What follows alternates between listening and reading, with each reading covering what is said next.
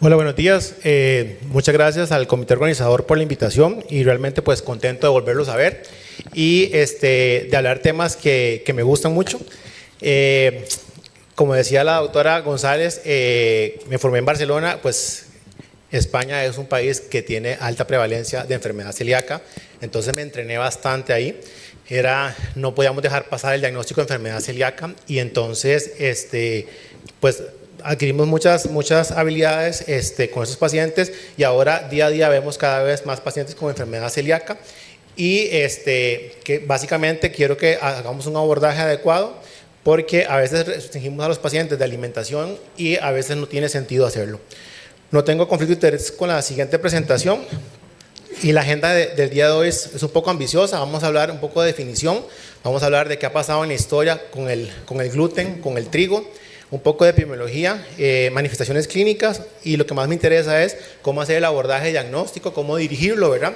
Y también el tratamiento que, como ustedes saben, ¿verdad? Es dieta libre de gluten y luego el seguimiento que podríamos hacer ambulatoriamente con los pacientes como pediatras o como subespecialistas.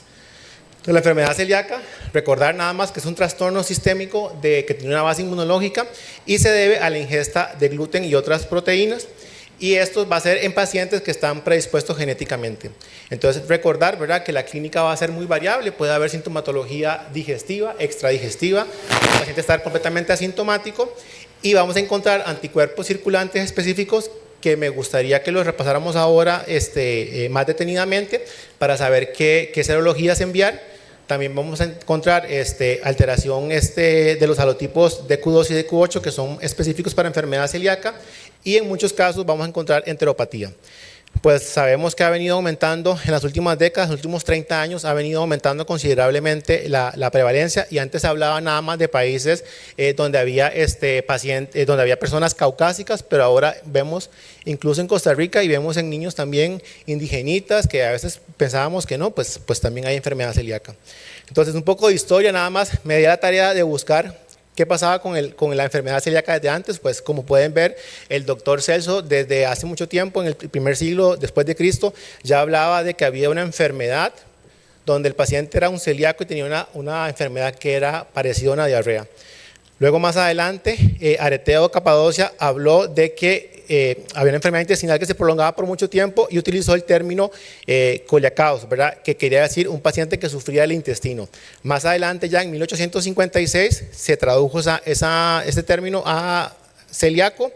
Y más adelante, en el 1888, Samuel Guy, que por cierto fue el que hizo el diagnóstico de los síndromes de vómitos cíclicos, que la doctora ahora habló, él fue el que hizo el diagnóstico, describió también en forma detallada toda la clínica que tiene el paciente, tanto niño como adulto, con enfermedad celíaca y que probablemente está asociado con el consumo de harinas.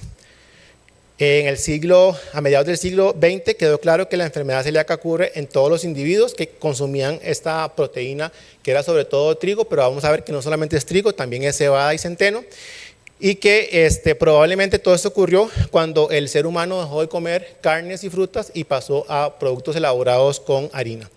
Entonces el trigo se utiliza hace mucho tiempo, inicialmente fue en Asia sudoccidental y fue cuando se comenzó a trabajar en la agricultura y el ser humano comenzó a producir trigo y a cosechar trigo, perdón, y después de eso comenzó a manufacturarlo y a hacer comida. Se sabe que el trigo es una proteína barata y de bajo valor nutritivo y que tiene capacidades especiales que permiten hacer el pan. Entonces, por ejemplo, por eso es importante porque tiene una cosa que se llama elasticidad y tiene una capacidad de retener el aire y eso hace que sea idóneo para preparar panes. Y probablemente sea los alimentos más antiguos y que está más distribuido a nivel global. Y se obtiene este pan después de lavar en muchas ocasiones la masa y luego secarla a temperaturas no muy elevadas.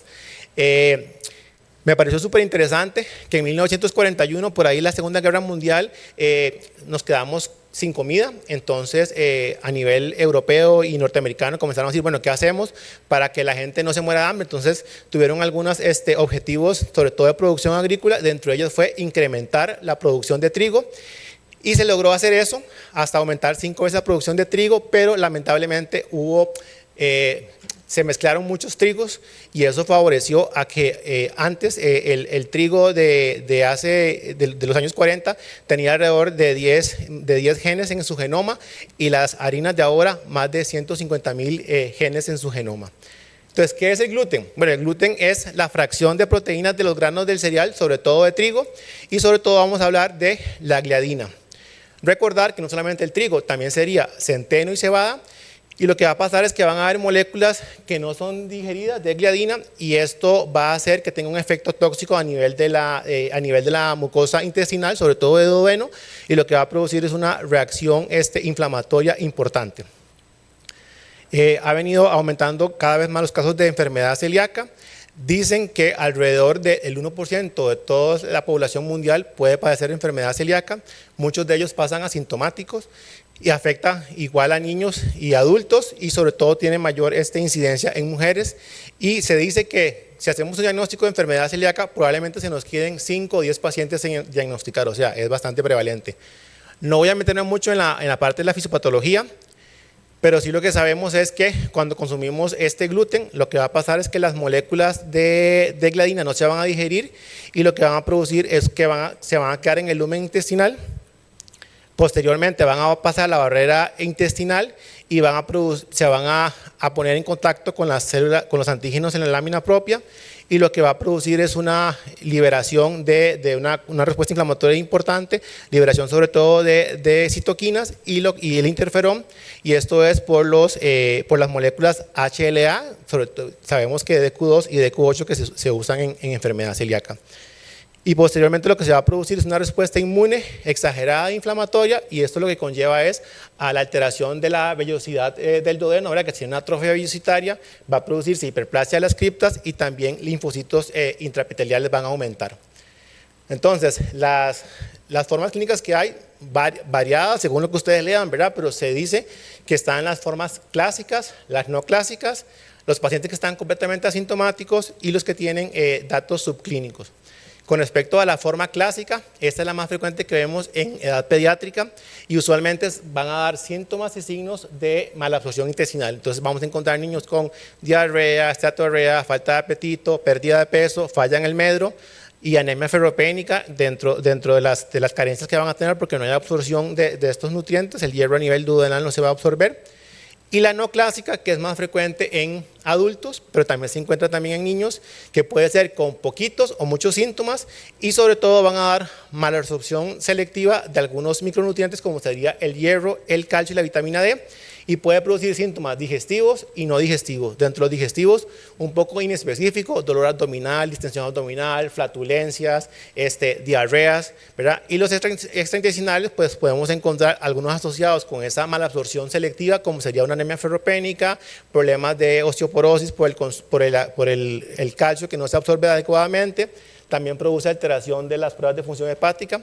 Entonces, a los estudiantes siempre les cuento, ¿verdad? Hipertransaminasemia, un niño pediátrico, hay que descartar celiaquía siempre. Entonces, para que no se nos olvide enviar para descartar celiaquía. Dentro de los síntomas digestivos que encontramos, depende mucho de lo que lean, ¿verdad? En este artículo, lo que habla es que ha venido cambiando un poco la incidencia de los síntomas, pero básicamente se conservan, que sería dolor abdominal, distensión abdominal, diarrea, heces malolientes y falla del medro, que es súper importante.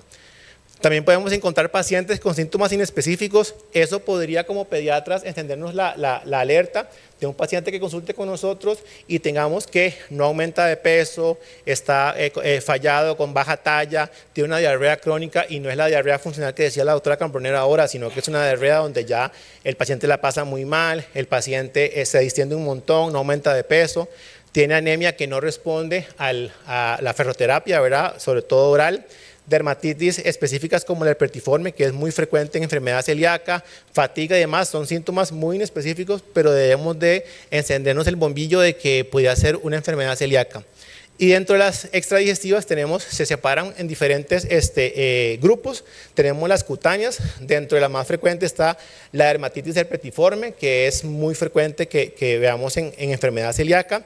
También del punto de vista endocrinológico, pues niñas grandes, ¿verdad? Que no pueden quedar embarazadas, que tienen problemas de infertilidad y demás. Desde el punto de vista hematológico, anemias ferropénicas, también la elevación de las transas, hepatitis autoinmune, y a nivel muscular y también del punto de vista óseo, podemos encontrar sarcopenia, debilidad, osteoporosis, fracturas patológicas y demás, y neurológicamente también puede producir afectación, puede producir neuropatías periféricas, ataxia, vértigo y demás. O sea, la enfermedad celíaca se las trae, o sea, tiene mucha cosa que investigar, mucha cosa que estar preguntando siempre, y dentro son básicamente dibujos de internet donde hay, por ejemplo, la dermatitis herpetiforme, que es la primera imagen a mano izquierda, usualmente es en las rodillas y en los codos. Luego también tenemos aftas orales, problemas óseos como sarcopenia, como por ejemplo fracturas patológicas, alteración en el esmalte dental, mala absorción de folatos y de hierro, vértigo y demás, para mencionar algunas nada más. Las formas de presentación, como veníamos hablando, también están los asintomáticos, que es el paciente que está completamente normal, pero está en el grupo de riesgo y tenemos que estudiar a este paciente, ¿verdad? Sobre todo, como vamos a ver ahora, familiares en primer grado, y también el paciente que es subclínico, que tiene sintomatología inespecífica, se siente mal, se siente cansado, de vez en cuando se distiende, le duele la barriga, y me da gracia porque estuve hablando con una pediatra hace poco y me contaba de que nadie le creía que era celíaca, pasó 5 años para hacer el diagnóstico de celiaquía, que se hicieran a ella, le decían que estaba loca, que era cosas de que estaba deprimida y demás, y entonces pasó 5 años para hacer el diagnóstico, la pasó muy mal, y ahora pues ya con esa dieta de exclusión sin gluten, pues la pasa genial, le cambió el carácter, trabaja a gusto, la pasa bien, aumentó de peso y demás, y pues nadie lo veía claro en ese momento. ¿Okay? 5 años, ¿verdad? Pobrecita. Que no nos pase con nuestros pacientes pediátricos. Y esta es la última revisión que hay, el último consenso europeo sobre enfermedad celíaca, que se hizo en el 2020, y se hizo también una revisión a nivel de España sobre este consenso y sobre todo cómo podemos utilizarlo en forma práctica, ¿verdad? Y más o menos, bueno, Europa tiene mucha experiencia con la parte de enfermedad celíaca y vemos cómo desde el 69 ya se hablaba de criterios para diagnóstico de enfermedad celíaca, cómo ha ido avanzando el tiempo y también cómo han ido cambiando los criterios, y actualmente lo que se maneja son los criterios de enfermedad celíaca que son del 2020. El abordaje diagnóstico básicamente es recordar a qué paciente hacerle exámenes, ¿ok? Entonces, a cuál paciente vamos a encontrar que podría ser sospechoso de enfermedad celíaca. O sea, a veces no tiene sentido mandarlo como por pegar algo y que el papá gaste la plata y demás, en realidad es con un sentido, ¿verdad? Entonces sería que tenga sintomatología digestiva clara, franca, ¿verdad? El paciente que tiene una diarrea crónica que no mejora o diarrea intermitente, que pasa también estreñido. La mayoría de casos son diarreas, pero tenemos pacientes celíacos que debutan con estreñimiento, dolor abdominal crónico, ¿verdad? Repetición. Dentro del algoritmo que tenemos nosotros para hacer despistaje de dolor abdominal orgánico, siempre enviamos anticuerpos para celiaquía, abdomen distendido, náuseas y demás. Otros sistémicos, como sería pérdida de peso, artritis, problemas en la piel, en la boca, etcétera. Incluso hipertransaminasemia son criterios para hacer estudios por enfermedad celíaca. No olvidarnos de anemia ferropénica, ¿verdad? Que no mejora con tratamiento oral. Buscar, ¿verdad?, enfermedad celíaca. Y otros que no se nos pueden pasar, que son los familiares en primer grado que tienen enfermedad celíaca. El típico hermanito que llega, tiene el diagnóstico y tenemos que buscar al otro hermanito, ver si el papá o la mamá son celíacos y demás. Y también otros pacientes como por ejemplo la diabetes tipo 1, la T21, déficit selectivo de IgA, síndrome de Addison y demás, que pueden tener enfermedad celíaca también concomitantemente. Entonces, para el abordaje diagnóstico tenemos un paciente que por la razón que sea, le hicieron serologías por enfermedad celíaca y salieron positivas. Tenemos el paciente que sospechamos por clínica porque tiene síntomas digestivos o extradigestivos o inespecíficos que pensamos que es enfermedad celíaca. O el paciente que entraba en ese grupo de riesgo, ¿verdad? Que tiene un hermanito que es celíaco, diabetes tipo 1, que es un síndrome de Down. Entonces, ¿qué debemos de hacer? Entonces, es lo que quiero que nos llevemos para la casa el día de hoy. Entonces, lo que se debe enviar es anticuerpos antitransglutaminasa IgA y también cuantificar la IgA total. Eso es el primer paso diagnóstico, ¿okay? Antes usábamos antigladina, eso está en el pasado, ¿verdad? Eso es de los años 70 y tenemos que ir avanzando, ¿verdad? Y entonces lo que usamos ahora es anticuerpos antitransglutaminasa. No olvidarnos de enviar siempre IgA total. ¿Por qué?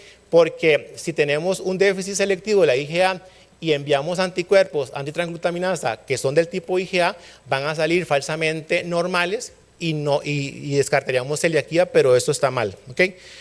¿Por qué anticuerpos antitransglutaminasa? Bueno, ya están ampliamente estudiados, tienen una elevada sensibilidad y especificidad, ahora hay más disponibilidad en laboratorios, es un proceso más automatizado que los antiendomisio, y ya se sabe que títulos de anticuerpos antitransglutaminasa mayor de 10 veces el valor normal predice alteración en las vellosidades duodenales.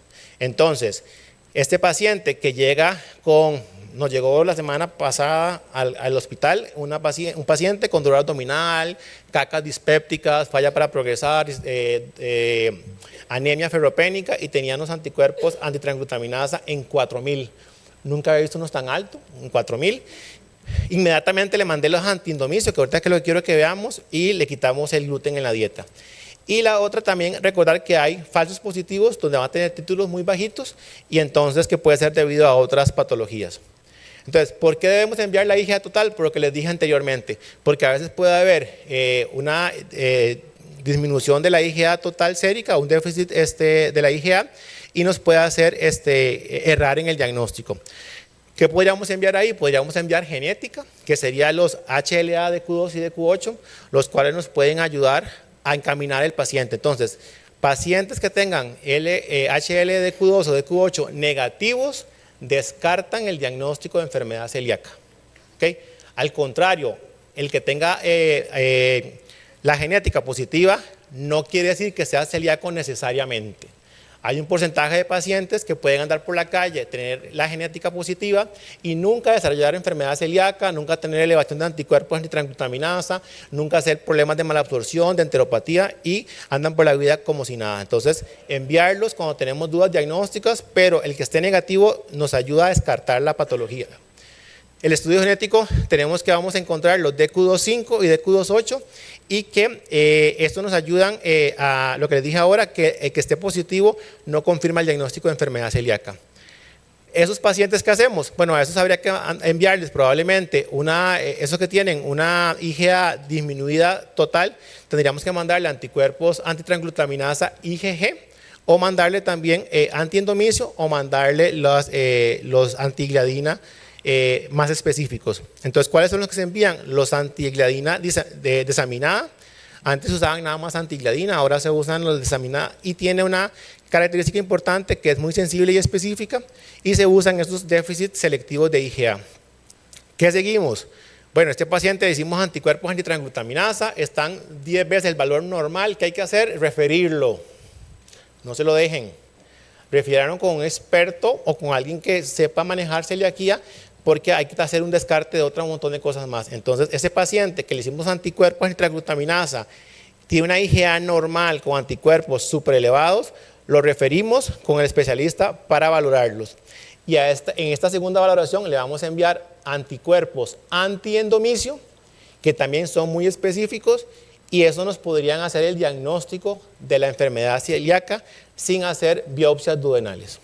Entonces, ¿por qué antiendomicio? Bueno, los antiendomicios se utilizan, tienen una precisión diagnóstica muy elevada, y el problema es que depende mucho del laboratorio y del experto que los lea el resultado, porque es semi-cuantitativo, entonces está o positivo o negativo. Entonces, es por eso importante enviarlos en una segunda toma de muestra de sangre y no en la misma que mandaron los anticuerpos antitransglutaminasa. Entonces, ya, para resumir, anticuerpos antitransglutaminasa más de ese valor normal, con IgA normal, con clínica sugestiva de enfermedad celíaca, y antiendomicios positivos, hacemos el diagnóstico de enfermedad celíaca. Pero hay otros pacientes, ¿verdad?, que por ejemplo van a tener serologías que son discrepantes, tienen los anticuerpos antitransglutaminasa relativamente altos, pero no más de 10 veces el valor normal, y tienen unos antiendomicios negativos. ¿Qué hay que hacer? Pues hay que hacerle una endoscopía probablemente, ¿verdad? Hay que hacer una endoscopía, valorar cómo está el bulbo duodenal y también el duodeno distal. Y hacemos, ya que estamos ahí, tomamos biopsias de duodeno y las enviamos al patólogo, y el patólogo nos hace el diagnóstico, ¿verdad?, de enfermedad celíaca a través de la clasificación que ellos utilizan. Entonces, ¿cuáles no van a requerir biopsia? En teoría, pacientes que tienen antitransglutaminasa más de ese valor normal y antiendometriosis positivo, no deberíamos de hacerle a priori una endoscopía. Pero aquel que tenemos dudas diagnósticas, que no sabemos cómo está ese paciente, que los exámenes son ahí como no tan confiables, le hacemos la endoscopía. Recordar que tienen que estar consumiendo gluten para poder hacer la endoscopía.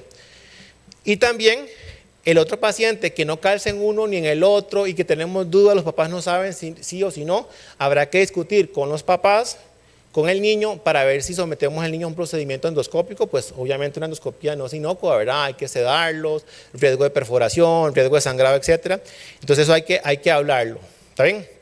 Esta clasificación histológica, que es una March que ha sido cambiada un poco, ¿verdad? Y lo que dice el March es que por arriba del 3 es sugestivo de enfermedad celíaca. Entonces, arriba de 3 sería el 3A, 3B y 3C, ese sería diagnóstico de enfermedad celíaca. Hay que hacer diagnósticos diferenciales, en medicina 1 más 1 no es 2, entonces hay que buscar otras posibilidades, Yersinia, enfermedad inflamatoria intestinal, etcétera, que hay que buscar siempre. Y también tenemos otras tecnologías un poco más modernas, que sería, por ejemplo, enviar citometría de flujo a esa muestra que tomamos de duodeno y mandamos a ver cómo están los linfocitos intraepiteliales, y un poco en función de eso vamos a ver cómo nos va. Y también buscar depósitos subepiteliales de antitransglutaminasa a nivel del tejido. La dieta es el tratamiento, o sea, eso no hay mucho que hacerle. El paciente celíaco tiene que estar con una dieta libre de gluten, y es hasta el momento, es una dieta que es durante toda la vida, hasta excepto que haya alguna pastilla más adelante o una inyección y demás, pero de momento hay que hacer la exclusión. Y tenemos que quitar todos los alimentos que contengan trigo, cebada y centeno, e importantísimo, asesoramiento nutricional, ¿verdad? Que nos ayude una nutricionista, porque a veces los papás creen que están haciendo lo mejor posible y se están quedando alimentos. Entonces les traje un poco lo que deberíamos de buscar. ¿Qué cereales tienen gluten? Pues obviamente trigo, centeno y cebada, y hay otros más que son híbridos de trigos con otros cereales. Y los que no tienen gluten, arroz, maíz, quinoa, mijo, amaranto. Y la avena hay que tener un poco de cuidado, porque la avena podría venir contaminada con trigo, con gluten, ¿verdad? Entonces tener cuidado con eso. Cuando hablamos de que un alimento no es para celíacos, es un alimento sin gluten, cuando tenemos menos de 20 partes por millón de gluten en el producto. Esa es otra revisión de qué alimentos podríamos comer y no comer con gluten. Y recordar, eso me lo encontré en la Asociación de Celíacos Española, donde dice que hay algunos productos que podrían tener gluten y no lo sabemos, entonces siempre buscar estas cosas. El seguimiento con nosotros como pediatras es básicamente valorar si desaparecieron los síntomas, si las analíticas se van normalizando, si hay una respuesta adecuada, comienza a aumentar de peso, se le quita la diarrea, se le quita la irritabilidad, si la dieta la están cumpliendo adecuadamente, y también si tiene carencias nutricionales, ¿verdad? Por esas dietas restrictivas o por la misma enfermedad. Y no deberíamos de hacer provocación con gluten, o sea, ya se indicaba antes, ahora ya no es indicativo de que un paciente diagnosticado con gluten no le hacemos prueba de reto, excepto que tuviéramos dudas diagnósticas. Cuando se hizo el diagnóstico no estábamos muy seguros, se tomaron exámenes, no estábamos tan confiados, los podríamos hacer, pero no se requiere hacer provocación con gluten. Mi recomendación es que cuando lo veamos, el primer control que tengamos en 3 meses, pues valorar cómo está la parte clínica, cómo está la parte antropométrica, valorar los anticuerpos si vienen bajando o no, reforzar esa dieta que es difícil. Ahora hay mucho producto para celíaco, pero es complicado. Y también en esta primera cita tratar de valorar familiares de primer grado que puedan tener la enfermedad y ser asintomáticos. Exámenes que enviamos, pues un perfil nutricional básicamente, hemograma, metabólico, hierro, vitaminas y demás, y valorar pues si mandamos una densitometría inicial. Y lo que les quería contar era un poco eso, es un resumen, un popurrí de celiaquía, que me encanta el tema, y decirles que es un cuadro, ¿verdad?, muy heterogéneo, con mucha clínica, muy fácil a veces y a veces no tan fácil. Importante historia clínica de examen físico, recordar siempre anticuerpos antitransglutaminasa IgA y la IgA total para iniciar el abordaje diagnóstico, valorar si ocupan o no marcadores genéticos los pacientes, que podemos hacer diagnóstico con o sin biopsia duodenal, pero eso mejor déjenos a nosotros decidir. y no ustedes como pediatras. Envíen al paciente sin ningún problema, pero ya con estudios, ¿verdad?, de base. Y la dieta de exclusión, ¿verdad?, sin gluten es el tratamiento, y siempre, si se puede, valorarla con un nutricionista para ayudarles a este seguimiento, porque la dieta es muy difícil. Yo me acuerdo que en Barcelona, cuando hacíamos congresos, habían 3 mesas de comida normal y una mesa para celíacos. Aquí pues eso no pasa usualmente, ¿verdad? Y la gente deja de hacer actividades y todo porque ya no pueden comer afuera y demás. Sería todo y muchas gracias por la atención. Entonces, en los siguientes 30 minutos les voy a dar un poquito de lo que es la endoscopía avanzada en pediatría, y esto es un tema extremadamente general, así que solo les vamos a dar un resumen. Y la endoscopía avanzada es un término que describe hacer procedimientos con endoscopio como herramienta principal de la manera más mínimamente invasiva. El endoscopista general hace lo que son EDAs y colonoscopías. Nosotros lo que hacemos es nos metemos en cualquier otra parte del tracto gastrointestinal, todo el intestino delgado, páncreas, hígados, hacemos comunicaciones.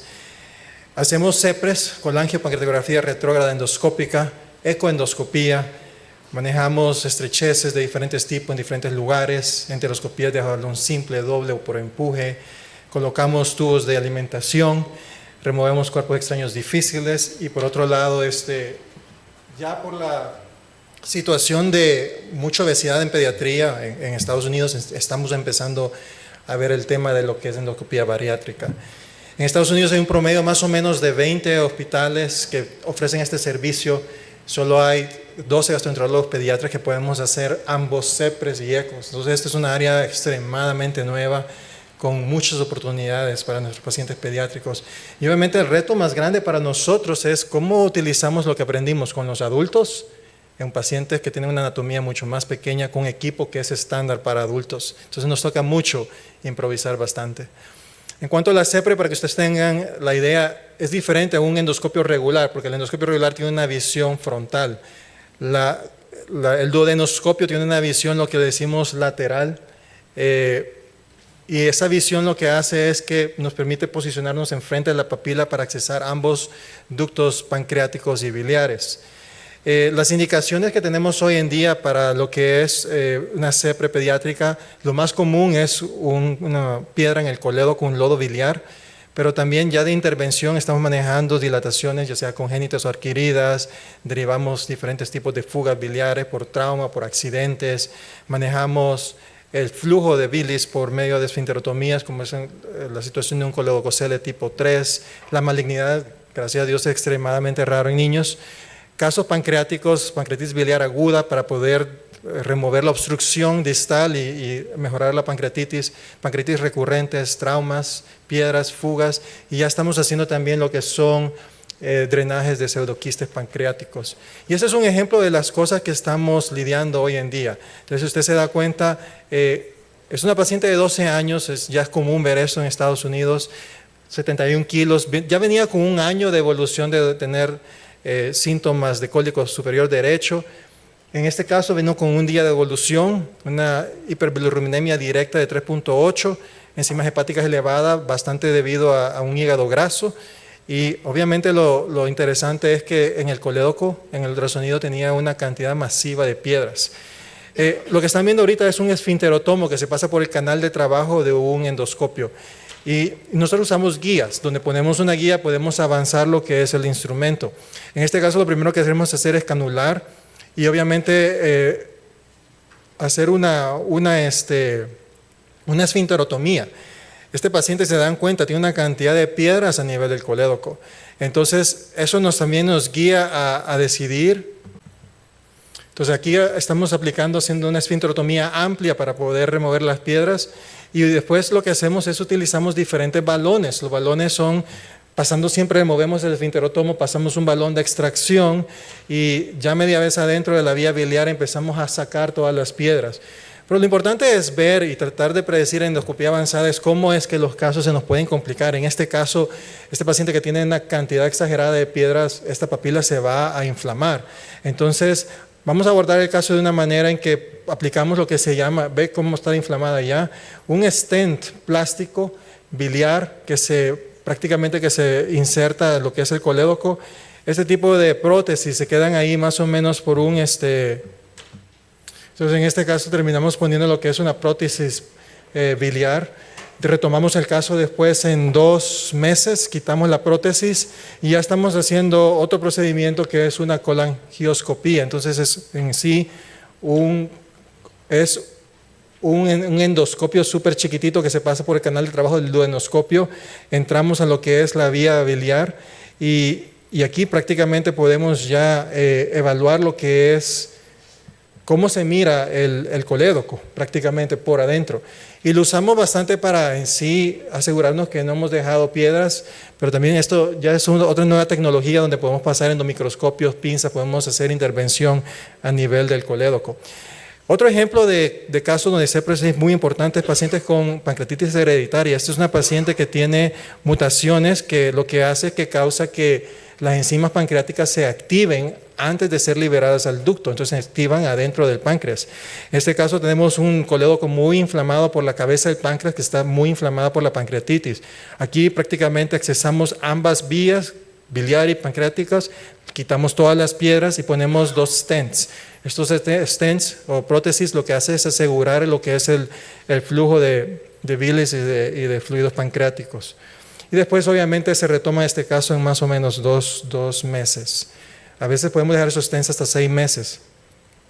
Entonces, ¿qué tan seguro es hacer CPRE en pacientes pediátricos? Esa fue una pregunta muy grande que siempre ha existido, especialmente de parte de los gastroenterólogos de adultos que dicen, bueno, son niños más pequeños, el riesgo de pancreatitis es mucho más alto, el riesgo de perforación. En el 2014 nos reunimos 15 centros y todos los gastroenterólogos que podíamos dar avanzada, nos empezamos a poner todas las CEPRES en un estudio prospectivo. Hicimos 1,124 CEPRES y encontramos que el riesgo de efectos adversos como pancreatitis, el porcentaje de canulación, el porcentaje de esfinterotomía, era en sí hasta mucho mejor que la data de los adultos. Y lo interesante es que en nuestro hospital, yo empecé en el 2019, empezamos con 21 casos de CEPRE, ahorita para el 2023 ya estamos haciendo como un plató a más o menos 99 casos. Comparamos nuestra data con la data multicéntrica, como ve aquí en el lado de nosotros en el centro donde dice Cook's Children, son todos nuestros datos de nuestros resultados de CEPRE y la data multicéntrica al lado derecho. Usted puede notar ahí que prácticamente el grupo de pacientes es muy similar, el tipo de endoscopía avanzada con nivel ASG tipo 2 o más significa que hacemos bastante intervención, no solamente el diagnóstico, quitar una piedra, pero en sí lo bueno es ver que el porcentaje de canulación, esfinterotomía, colocación de prótesis es muy efectivo y en sí es muy seguro hacer CEPRE en pacientes pediátricos siempre y cuando se haga esto en manos de gastroenterólogos que están bien entrenados. La pancreatitis por CEPRE es mucho más baja que en los adultos. En adultos post-CEPRE la pancreatitis es más o menos de 7 al 14% y es una situación que puede causar mucho problema clínico. Pacientes pediátricos se recuperan muy bien en general y tienen muy buenos resultados. Otro factor muy importante es ver el tiempo mediano de fluoroscopía y esto es importante porque esto nos dice cuánto tiempo nos estamos tardando haciendo un procedimiento. Entonces en este caso cuando empezamos levantando un programa, entrenando enfermeras, técnicos, el radiólogo, el técnico de radiología que está ahí, prácticamente el tiempo mediano de fluoroscopía es mucho más largo, como de 119, 120 segundos por caso. A medida que empezamos a avanzar, hacemos más casos, todos nos hacemos más proficientes. Ahorita el promedio mediano de fluoroscopía es de 42 segundos por caso.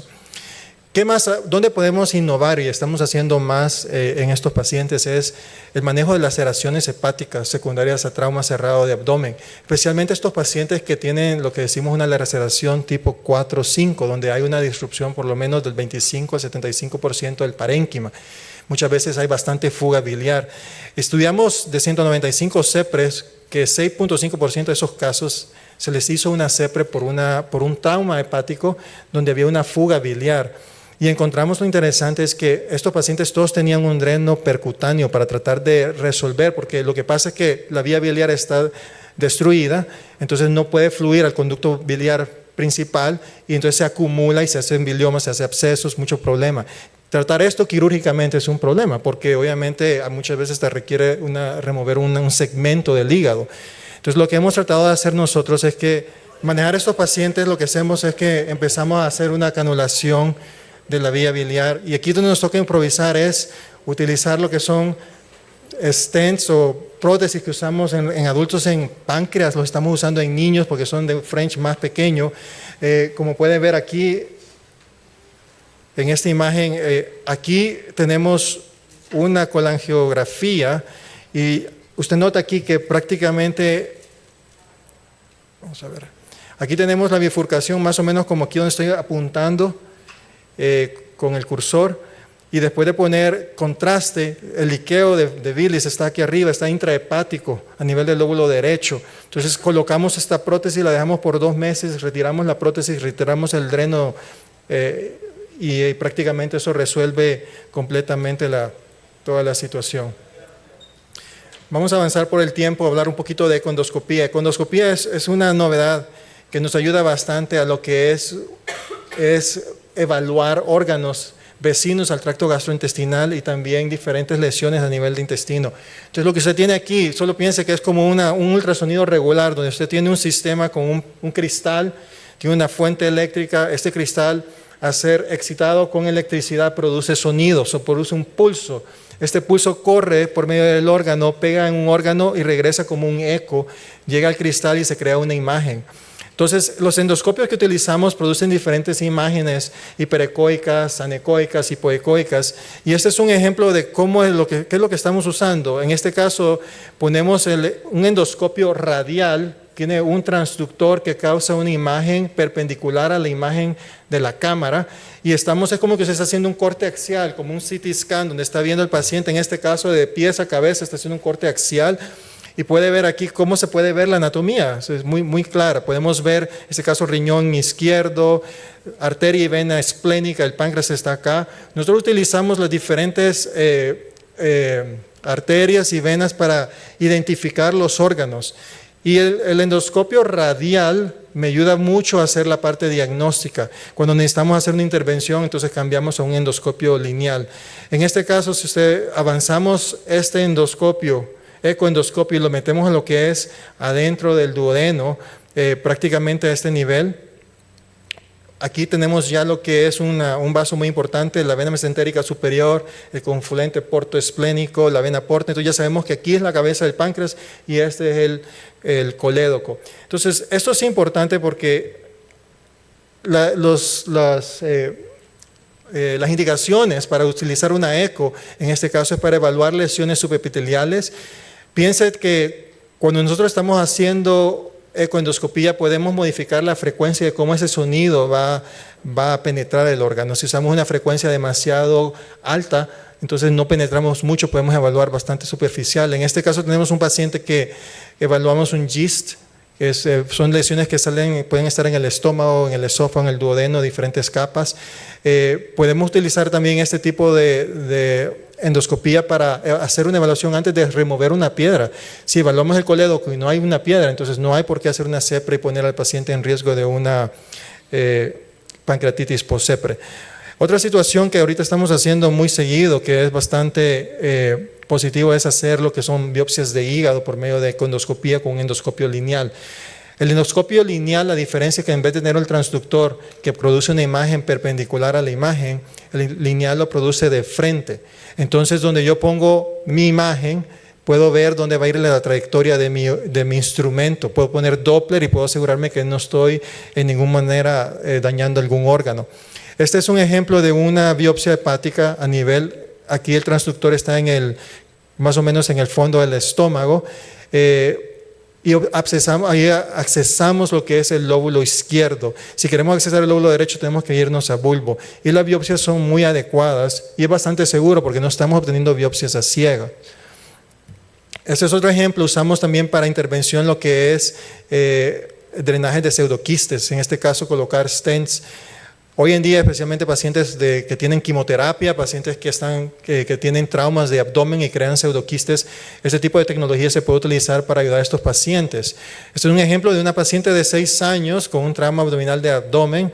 Vino con una laceración grado 3, pero si usted puede notar a nivel de lo que es entre el cuello y el cuerpo del páncreas, hay una separación completa del páncreas.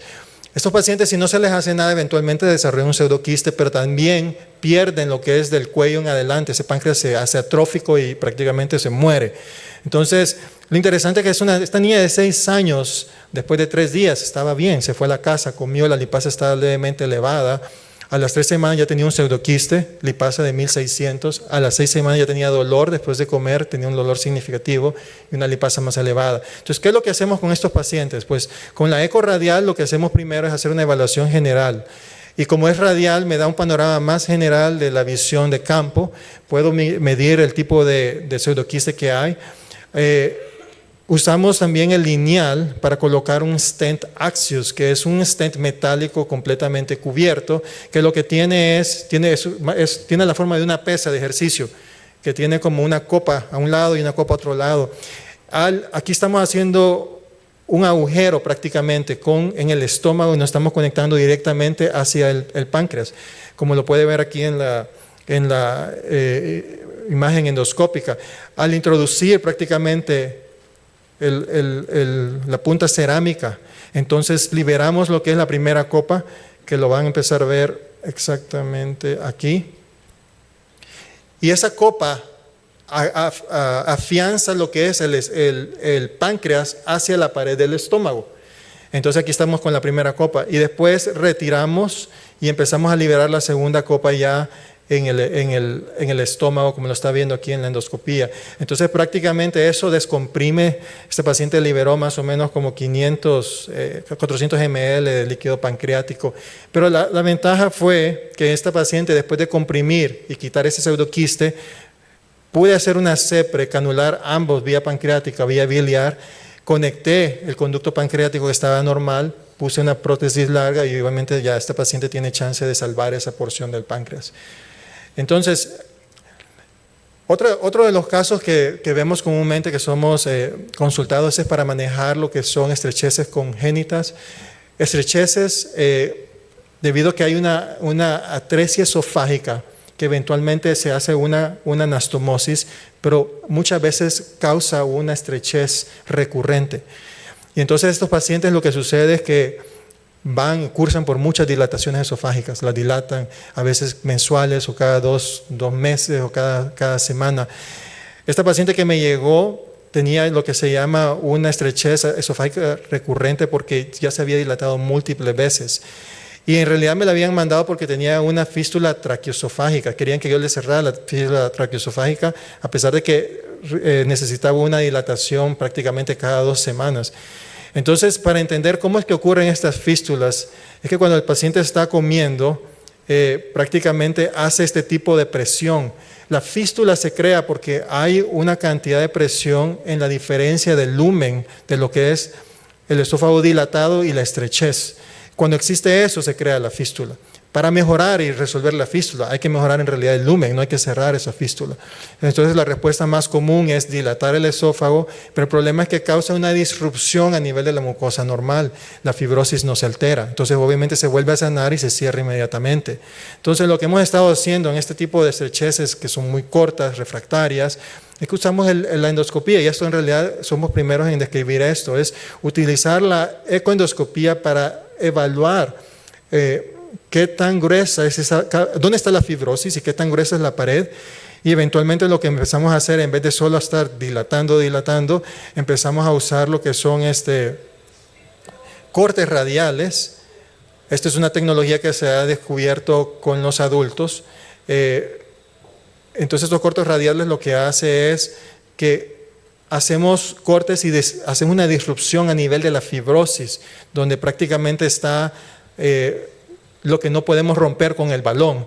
Y eventualmente después de hacer esos cortes radiales, venimos y hacemos una dilatación, ponemos esteroides intralocales para mejorar la remodelación y prácticamente los pacientes ya no han necesitado una dilatación en años, 1 año hasta 1 año y medio. Entonces resuelve muy bien. Por último, creo que solo unos cuantos minutos les voy a presentar esta tecnología que es nueva, que se llama endomicroscopía confocal láser, porque esto es bastante nuevo y en Cook Children somos pioneros en este tipo de tecnología. Si usted ha escuchado lo que es confocal, viene de la palabra griega que es homeostaikos, que es una técnica donde utilizamos agujeros de alfiler para eliminar lo que está fuera de foco y solo agarrar una área bien enfocada de luz. Este tipo de tecnología es una sonda que se pasa por el canal del trabajo del endoscopio que tiene un microscopio. En otras palabras, lo que yo estoy tratando de hacer es tener un microscopio en vivo. O sea, nosotros ahorita tomamos una biopsia, la mandamos al patólogo, esperamos que el patólogo nos mande el resultado. Hoy ya tengo una biopsia que me está viendo en vivo el tejido celular. Utilizamos un contraste que se llama fluoresceína, piense como un TAC.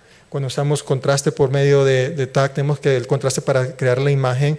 La fluoresceína se esparce a nivel de la lámina propia extracelular y se mantiene en el nivel circulatorio prácticamente. Y lo que produce es que la luz que se alumbra hacia el tejido y rebota, el confocal elimina lo que está fuera de foco y crea una imagen que es prácticamente 1000 veces agrandada en zoom. Por ejemplo, estamos incrementando 1000 veces. ¿Qué estamos viendo ahí? En este caso, en el intestino delgado, en el duodeno, estamos viendo el epitelio, ¿no? Entonces, importante ver que ahí tenemos una barrera epitelial muy intacta, muy bonita, celularidad, las células de la sangre se ven ahí también. Entonces, esto en realidad lo estamos tratando de implementar para todo tipo de procedimiento endoscópico en pediatría. Estamos tratando de crear todas esas nuevas guías, de decir cómo podemos diagnosticar por medio de imagen. Este es un ejemplo de un paciente que tiene lo que se llama colitis ulcerativa. Y esa es la otra área que yo trabajo bastante, es el manejo de pacientes complicados con colitis ulcerativa y enfermedad de Crohn, especialmente los pacientes que tienen 5 años o menos. Entonces, esta tecnología, si usted ve, me puede demostrar bastante, de una manera muy precisa, lo que son las criptas, vascularidad. Y cuando tenemos un paciente que tiene una enfermedad de colitis ulcerativa, la arquitectura está afectada inmediatamente. Entonces, toda esa fluoresceína se está fugando por medio de la cripta. Pero en realidad, lo importante es ver de que nuestros patólogos nos dan un resultado de biopsia inmediato, prácticamente en 1 o 2 días. Sé que recibimos muy rápido esas biopsias. Donde creo que la ventaja de esta tecnología es que en un futuro muy cercano ya estamos creando lo que es una entrada a lo que es medicina molecular, donde empiezas a utilizar diferentes tratamientos y puedes ver a nivel celular del paciente, por ejemplo, una enfermedad de Crohn, puedes agarrar un infliximab, un estelar, un ustekinumab y puedes ver si en el tejido hay una respuesta adecuada. ¿Por qué? Porque muchas veces sabemos que estos pacientes pierden efectividad después del primer año de estar usando monoclonales. Otro ejemplo donde estamos innovando en esto es en lo que son alergias. Entonces, aquí les voy a presentar un estudio muy pequeño de pacientes que se presentan, más o menos, este era un grupo de 6 pacientes, de 2 hasta más chiquito de 2 años, mayor de 19 años, pero venían con dolor abdominal crónico y se presentaban más como un síndrome de colon irritable. Estos pacientes tenían cambios en patrón defecatorio, más diarrea probablemente que constipación, y tenían esta situación común, es que decían, pero doctor, yo creo que lo que le está afectando es esta comida. Obviamente se le habían hecho pruebas de alergias en piel, pruebas serológicas de alergias en sangre, tenía un celíaco completamente negativo, teníamos calprotectina negativa, pero tenían esa consistencia que comían algo y se les afectaba. Entonces le hicimos un diario alimenticio y nosotros les decíamos que si tenían una reacción, que pusieran en ese diario lo que habían comido hasta 2 días atrás, ¿ok? Y después de eso, una semana antes del procedimiento, les quitamos los 6 alergenos que son más comunes para nosotros, en este caso leche, soya, trigo, huevo, maní y mariscos. Y después le hicimos una endoscopía, hicimos una prueba de sensibilidad a alergias en comidas. Y entonces, solo quiero que me sigan en esta trayectoria. Hacemos primero la evaluación principal con salino.